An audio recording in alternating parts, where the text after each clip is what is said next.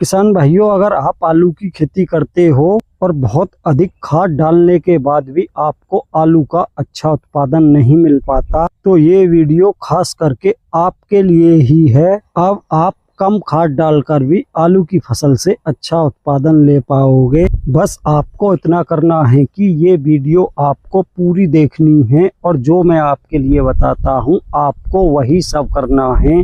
फिर आप कम खर्चे में आलू की फसल से अच्छा उत्पादन ले पाओगे। किसान भाइयों, जैसा कि आप सभी जानते हो कि आलू की फसल के लिए दूसरी फसलों के मुकाबले अधिक खादों की और पोषक तत्वों की आवश्यकता पड़ती है।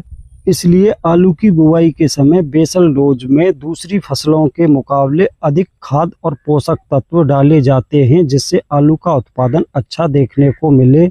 लेकिन जो खाद और पोषक तत्व डाले जाते हैं उनका पूरा फायदा आलू की फसल को नहीं मिल पाता। बहुत ही कम मात्रा में आलू की फसल उन खाद और पोषक तत्वों को उठा पाती है। अगर फसल के लिए उन खाद और पोषक तत्वों की उपलब्धता बढ़ा दी जाए तो किसान भाइयों अधिक मात्रा में डालने की आवश्यकता नहीं पड़ेगी। तो किसान भाइयों, आज मैं आपको यही सब बताने वाला हूँ कि ऐसा क्या किया जाए जिससे जो उर्वरक आलू बुवाई के समय हम डालते हैं वो सारे के सारे बहुत अच्छी प्रकार से आलू की फसल के लिए उपलब्ध हों, जिससे अधिक मात्रा में डालने की आवश्यकता नहीं पड़े। कम मात्रा में डालने के बाद भी आलू का अच्छा उत्पादन निकल पाए। तो किसान भाइयों, सबसे पहला काम आपको ये करना है कि अगर आपके पास गोबर की सड़ी गली खाद है तो अपने खेतों में उसको अवश्य डालें, क्योंकि गोबर की खाद डालने से रासायनिक खादों की उपलब्धता फसलों के लिए अधिक बढ़ जाती है। और सबसे जरूरी काम आपको ये करना है, चाहे आप गोबर की खाद डालो या ना डालो, लेकिन किसान भाइयों ये काम आपको अवश्य करना है।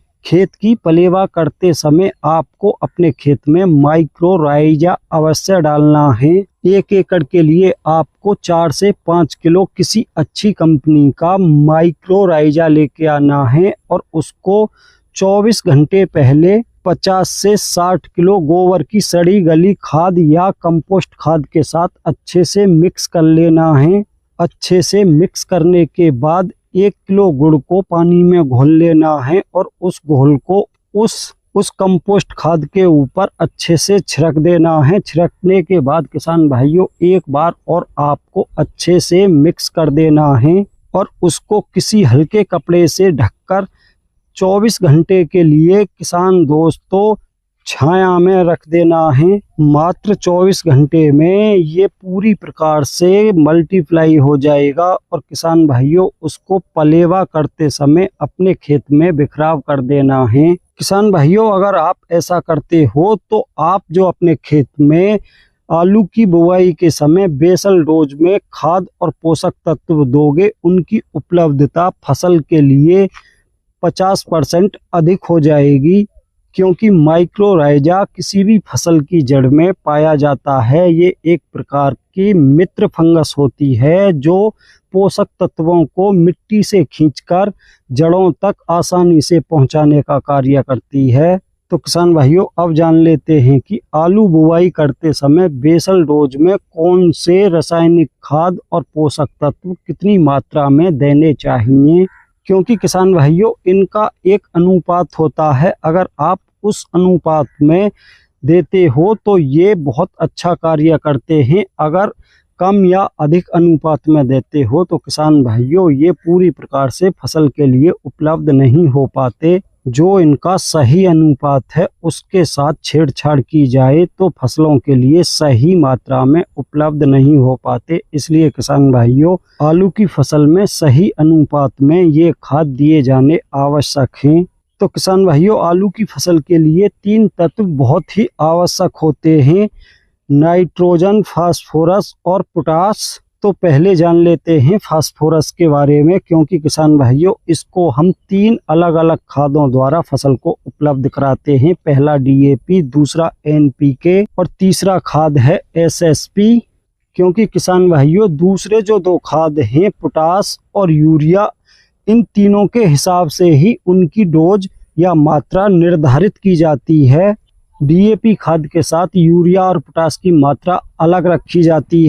NPK के साथ यूरिया और पोटास की मात्रा अलग रखी जाती है और एसएसपी के साथ यूरिया और पोटास की मात्रा अलग रखी जाती है। इन तीनों के साथ यूरिया और पोटास की मात्रा कम और ज़्यादा रखनी पड़ती है। तो किसान भाइयों पहले जान लेते हैं कि अगर डीएपी का बिखराव करते हैं तो उसके साथ यूरिया और पोटास कितनी लेनी है।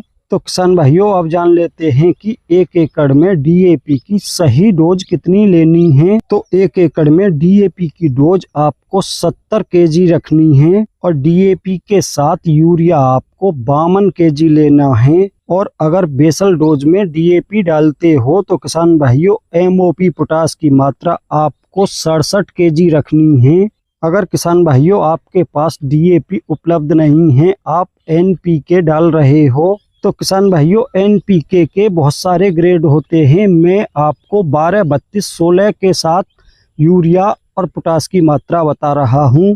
तो किसान भाइयों एनपीके लेनी है आपको 1 एकड़ के लिए 100 किलो, यूरिया लेना है आपको 1 एकड़ के लिए 52 किलो और एमओपी पोटास आपको एनपीके के साथ लेनी है 1 एकड़ के लिए 40 किलो। अगर किसान भाइयों आपके पास एनपीके और डीएपी ये दोनों ही खाद उपलब्ध नहीं है, आप एसएसपी ले रहे हो, तो इसकी मात्रा आपको 1 एकड़ में 200 केजी रखनी होगी और यूरिया की मात्रा आपको इसके साथ 80 केजी रखनी होगी क्योंकि इसके अंदर नाइट्रोजन नहीं होती और एसएसपी में पोटास की मात्रा भी नहीं होती, इसलिए आपको पोटास की मात्रा भी 67 केजी लेनी होगी। तो किसान भाइयों इस प्रकार से ये 3 मुख्य पोषक तत्व हो गए जो आपको बेसल डोज में बुवाई के समय देने हैं।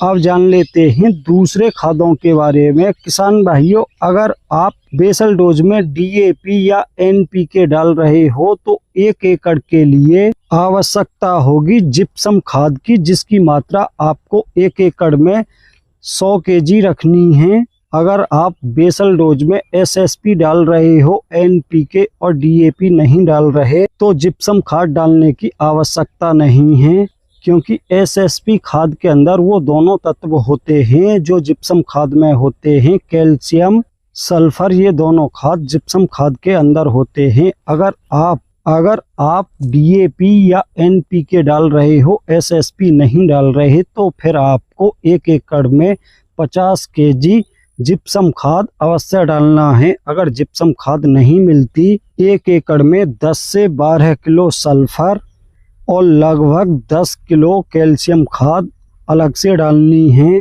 तो ये किसान भाइयों मुख्य खाद और सेकेंडरी खाद दोनों हो गए। अब बात करते हैं सूक्ष्म पोषक तत्वों के बारे में।